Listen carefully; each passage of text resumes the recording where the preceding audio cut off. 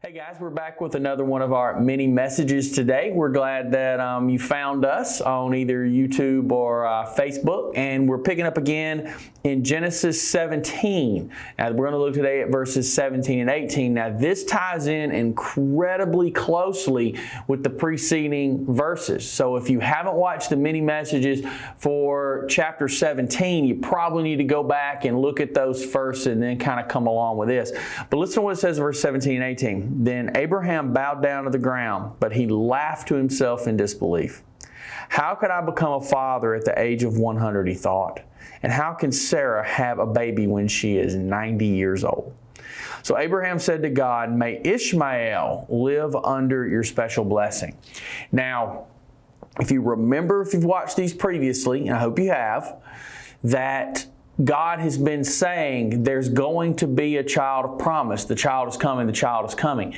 He had to tell Abraham this over and over the course of time, and I understand why. It was a difficult thing for him to grasp, a difficult thing for him to understand, a difficult thing for him to have faith in, because remember, he's been dealing with this for 25 years. When we have to wait on anything for 25 years, the waiting gets tough, all right? And so God reminded him of this because everything was coming in God's timing, in God's plan. See, God wanted to get the glory for this, and God needed to grow Abraham into the man he needed to be, and Sarah into the woman she needed to be to raise Isaac, this son of promise. So it was all a method to the madness behind all of this, and that's so true in our lives too. So many times we want something immediately. We want it immediately. But God says, not yet, not yet, not yet. And we get frustrated so many times with not yet. We're all a little bit like a 5-year-old waiting to go to Disney World, right? You tell them on Saturday we're going to Disney World, and every single day they ask you, is it Saturday, is it Saturday, is it Saturday? Because they want it right that second. I get it from Abraham.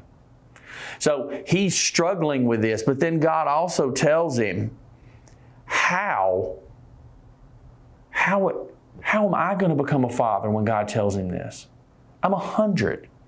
So he kind of looks at this and says, well, may your special blessing fall on Ishmael. Ishmael, the son that he had with Hagar, Sarah's maidservant. He's, after 25 years, struggling with this. And so he looks at it from the point of view of maybe Ishmael will be Sarah's spiritual son. That's how this is going to kind of pass down. See, he was still coming at it from a human perspective, which is something we are so prone to do. Abraham's faith here was a little shaky. He was trying to solve God's problems in his own way. We do that same thing.